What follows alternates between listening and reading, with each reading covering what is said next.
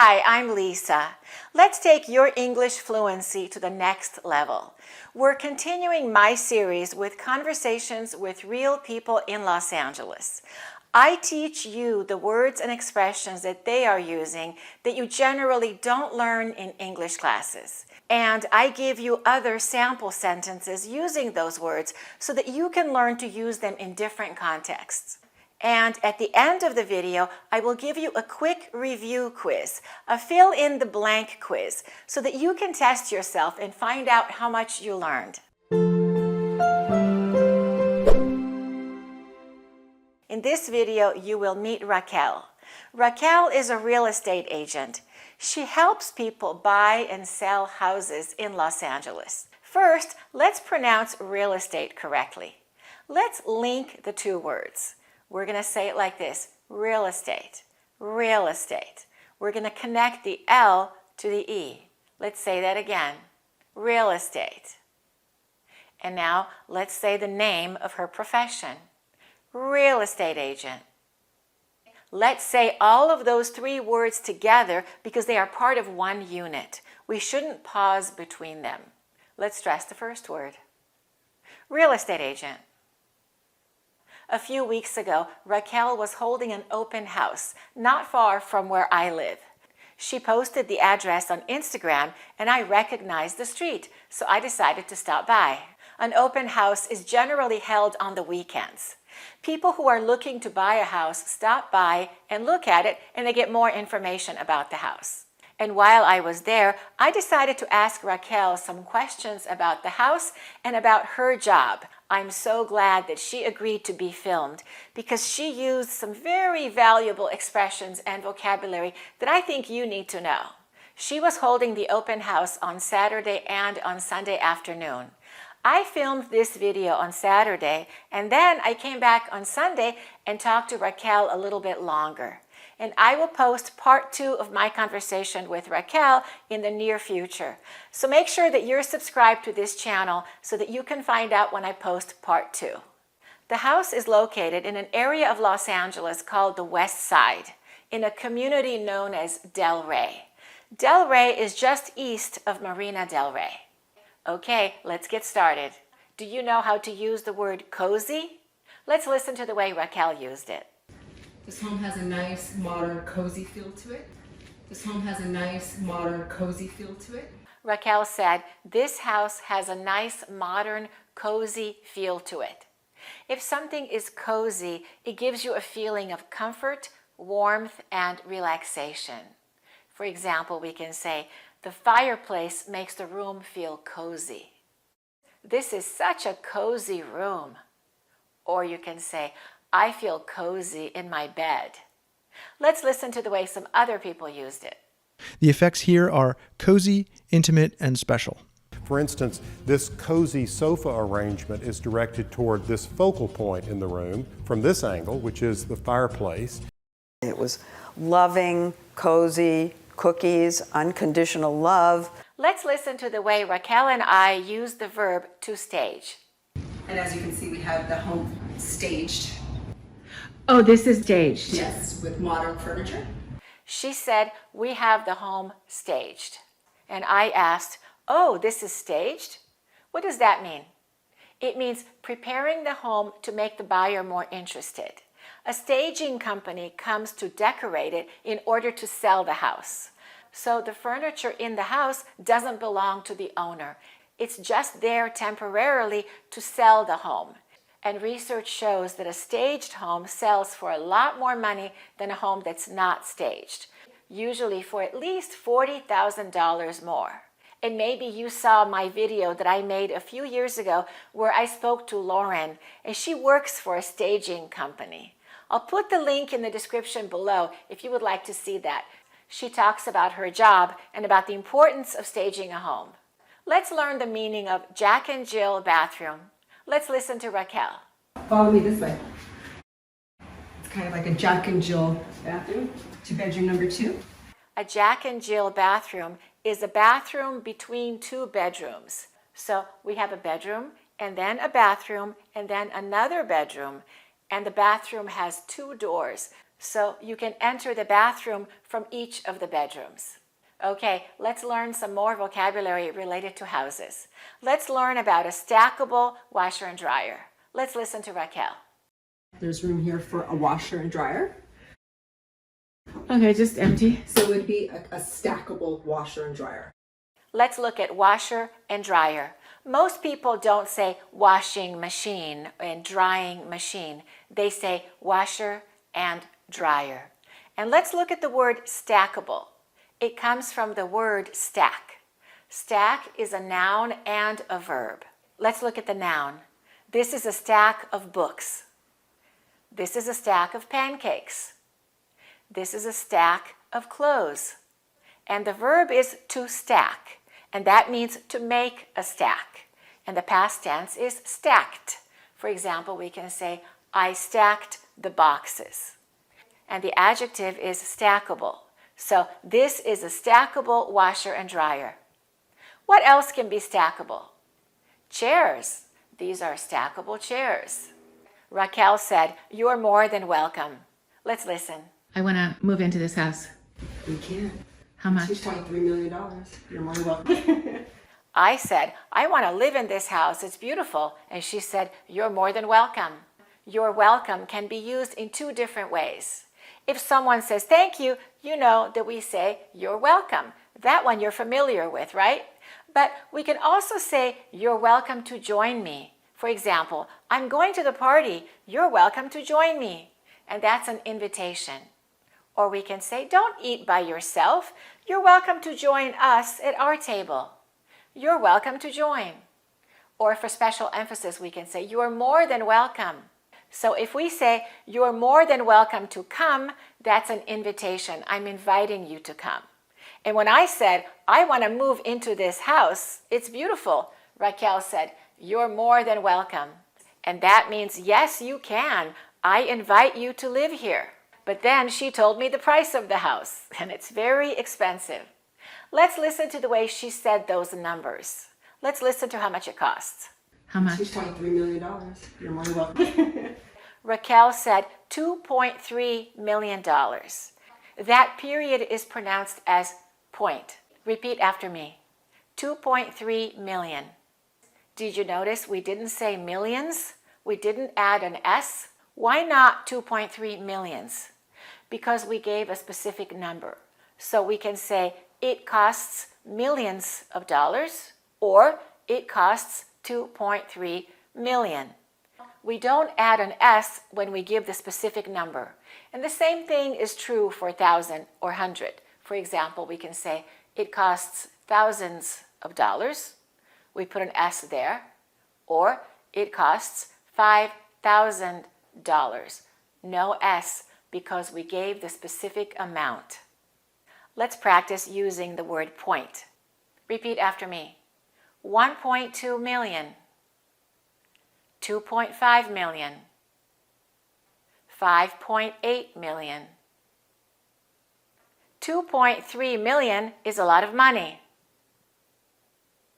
Keep in mind that housing is very, very expensive in Los Angeles. In other parts of the United States, a house that costs over $2 million would be a mansion. Let me show you some examples of houses in other parts of the United States. For example, you can buy this house for $2.2 million in another part of California in a city called Fresno. Fresno is a lot less expensive. And this is a house in Houston, Texas, and it sells for $2.6 million. Again, it's a really huge house. And this is the house where Raquel was holding the open house in Los Angeles. It's selling for $2.398 million, almost $2.4 million. Crazy, isn't it? Do you know what a burner is? Let's listen to Raquel. I like the stove. Yes, the stove has 8 burners. 8 burners. Why would anybody need 8 burners? Someone who loves to cook. This is considered a chef's kitchen. Raquel said that the stove has 8 burners, and this is a burner. And I asked, why does anybody need 8 burners? In my stove, I only have 4 burners. How about you? How many burners does your stove have? let's learn a very common idiom with the word burner. The idiom is to put something on the back burner. We have front burners and we have back burners. My stove has 2 front burners and 2 back burners. So what do you think it means if I say to put something on the back burner? What do you think that means? It means to make something a low priority. It's not the most important thing. When you're cooking, you usually put the most important things on the front burner, but you can keep some things on the back burner too. So, if you put something on the back burner, it means you are temporarily not dealing with it, or you're delaying it, or it doesn't need your immediate attention. It's not urgent. For example, we can say, the project was put on the back burner when more important assignments arrived. Or we can say, your health is very important. Don't put your health on the back burner. Let's listen to the way some other people use this idiom. You know, so much of our pain comes from putting our own needs on the back burner. Is that now somehow on the back burner? Or is it still essential to this conversation? Or sometimes my brain wants to put my main job on the back burner because of some other current obsession. Let's listen to Chef's Kitchen. 8 burners. Why would anybody need 8 burners? Someone who loves to cook. This is considered a chef's kitchen. In real estate language, a chef's kitchen is big, it's roomy. Maybe there's more than just one oven, or maybe there are very high quality appliances, and maybe more than one sink, and lots of cabinets. And do you know what an island is? Let's listen. And this is a nice island. And this is a nice island. This is an island. It's a kitchen island. It's a cabinet and a countertop that's in the middle of the kitchen, and it's not against the wall. And it gives you extra space for preparing food, or it can even function as a table. And don't forget, the S is silent in the word island. Repeat after me. Kitchen island. Raquel said that the house has plenty of room to entertain your guests. Let's listen. Plenty of room to entertain your guests. Plenty of room to entertain your guests. When you speak English, do you use the word plenty? It's a very common word. And in American English, the T is generally silent. Most people say plenty and not plenty. But you will hear people say plenty also, but it's more common to say plenty. And plenty simply means enough, or more than enough. For example, we can say, don't worry, we have plenty of time. We have plenty of time to get there. There are plenty of restaurants in this neighborhood. If you're still hungry, there's plenty of food left. Raquel said plenty of room. Plenty of room to entertain your guests. Let's look at the word room. It can have 2 different meanings depending on if it's a countable noun or an uncountable noun. What is the difference between these 2 sentences? There are no more rooms left. There is no more room left. The first one refers to rooms in a house or in a hotel. For example, you can say, I can't get a reservation at the hotel because there are no more rooms left. But if we say there is no more room left without an S because it's an uncountable noun, that means there is no more space left. For example, we can say, my suitcase is very full. There is no more room left. So in this case, room means space. If you would like more leg room, you need to buy a first-class ticket. So plenty of room to entertain your guests means the kitchen is big and there's enough space for your guests. But let's look at the meaning of entertain with the way Raquel used it. She said to entertain your guests. Plenty of room to entertain your guests. To entertain means to have guests. To invite people to your house to eat or to drink, to show hospitality. For example, we can say, I love to entertain. And that means I love it when people come to my house and I cook for them. I love to entertain. Or we can say, I'm entertaining guests tonight. And that means guests are coming to my house tonight. Maybe I'm having a party. I am the hostess. Do you like to entertain? How often do you entertain? Let's learn the meaning of ADU. Let's listen to Raquel. Now follow me to the 2-bedroom ADU. Each bedroom has its own bathroom. So the ADU has more than one bedroom? Yes, it's a 2-bedroom ADU. An ADU is an accessory dwelling unit. It's a little guest house in the back of the house. It usually has a kitchen and a sleeping area and a bathroom. In Los Angeles these days, many people are building ADUs because they have a big backyard that's not being used. And very often, it used to be a garage, but they converted it. They made it into an ADU. They can't park their car in the garage, but they can rent out the small house, the ADU, and they can make money from it. Or other family members could live there. Let's learn the difference between to rent and to rent out. I asked Raquel about renting out the house. If somebody rented this out, they could get a lot of money for this, right? I would say they could probably get about $4,500 a month rent, plus utilities. I said, if somebody rented this out. Let's look at the difference between to rent and to rent out. If I rent a house out, I'm the owner, and other people are living in it and they're paying me rent. For example, we can say, do you live in that house? No, I'm renting it out. I'm renting it out to somebody. Other people are living in it. But if we just say to rent, that can have two meanings. It usually means that I am paying rent to someone. I am not the owner. I'm paying rent to the owner.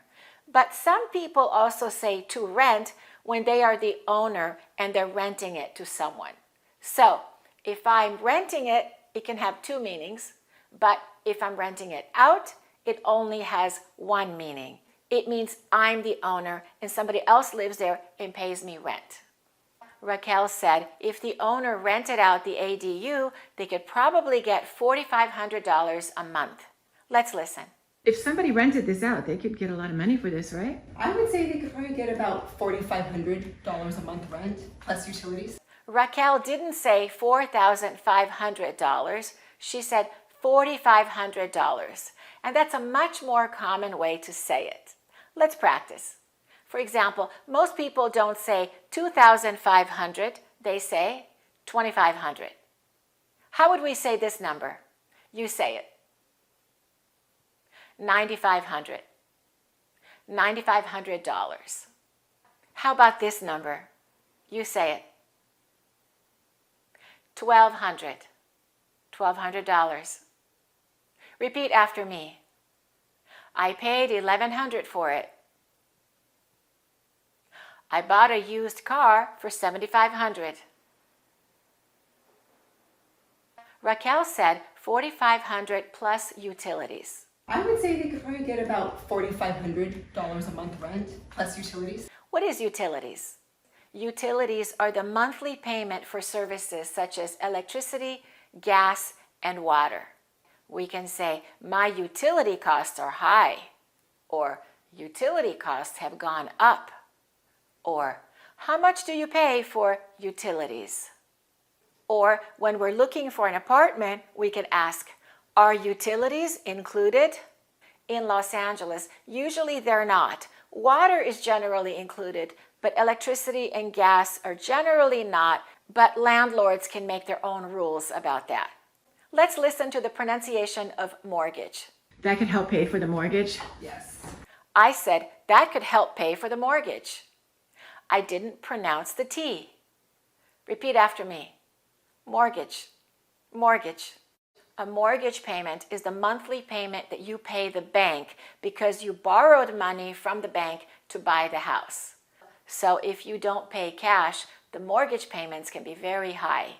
Usually people put 20% down and then they finance 80%. So on a $2.3 million house, you can imagine how high the mortgage payments must be. Do you know the meaning of the word ample? Let's listen to the way Raquel used it. Ample storage space. Ample storage space. Raquel said that there is ample storage space. People sometimes prefer to use ample rather than plenty of. It sounds a little bit more formal. For example, we can say ample free parking is available. and that means enough or more than enough free parking is available. There's ample room in this closet. The trunk has ample room for my luggage. Let's learn the meaning of the word cosmetic when we're talking about real estate. Let's listen to Raquel. This fell down. This is purely cosmetic, an easy fix. What does cosmetic mean in real estate? Cosmetic just means it's more for the aesthetic. I'm sure you already know the meaning of the word cosmetics when we are talking about the makeup that women put on their faces. However, Raquel used the word cosmetic when she was talking about the house. She said purely cosmetic.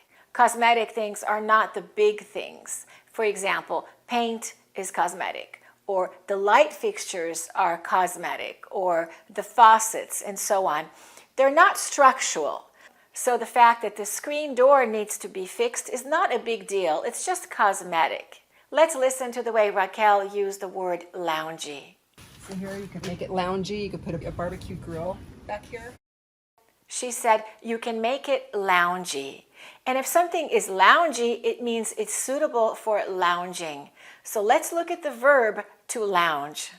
To lounge means to sit or to lie down in a very relaxed way, in a lazy way. And the past tense is lounged. Repeat after me, lounged. Or we can say, I spent the weekend lounging around the pool. And lounge is also a noun. A lounge is a room or an area for people to sit and to wait and to relax. This is a hotel lounge, and this is an airport lounge, and this is a lounge chair. Raquel's Instagram is raquel.r.rivera. And if you're planning to buy a house in Los Angeles, contact Raquel. She can help you out with all of your needs. Okay, now it's time for your review quiz. Let's find out how many of these words you remember. Let's look at the first word. What is this? My stove has 4 what? Burners. Burners. My stove has 4 burners. Did you get that one correct? Which verb means to have guests? To have people come to your house to eat and to drink. Raquel said, this house has plenty of room to blank your guests. What's the verb? To entertain. To entertain your guests. Let's go on to the next one. When the washing machine is at the bottom and the dryer is at the top, what kind of washer and dryer is that? It's a blank washer and dryer. Stackable. Stackable washer and dryer. Let's go on to the next one. If you want to say, the people are living in my house and they're paying me rent, you can say, I am renting my house blank. What is the preposition? I am renting my house out. Let's go on to the next word. If you want to say, every month I pay for the electricity, the gas, and the water that I use, you can say, every month I pay the blank. Utilities. I pay for the utilities. Let's go on to the next one. If you want to say that there's a lot of space for all of the clothes in my closet, the closet is big, so it has a lot of room, we can say there is blank room in the closet. There are 2 different ways you can say it.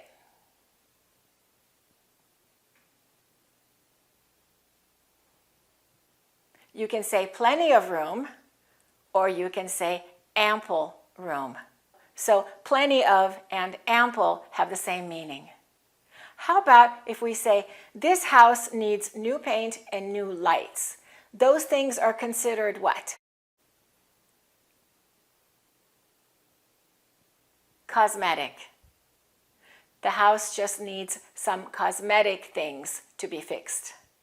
A place where you can sit and relax is called a blank. What is it? A lounge. A lounge. How did you do? If you got all of them correct, or if you only made one mistake, congratulations, you did an excellent job. If you made more than 1 or 2 mistakes, I suggest that you watch this video again and pause to make your own sentences. That way, you're much more likely to remember them and to make them a permanent part of your speech. And remember, I will post part 2 of my conversation with Raquel, so make sure that you're subscribed to this channel so that you can find out when that video is released. Thanks for watching and keep practicing your English. To get the 2 courses, the American Accent course and the 400 advanced words you must know for fluent English, go to accurateenglish.com.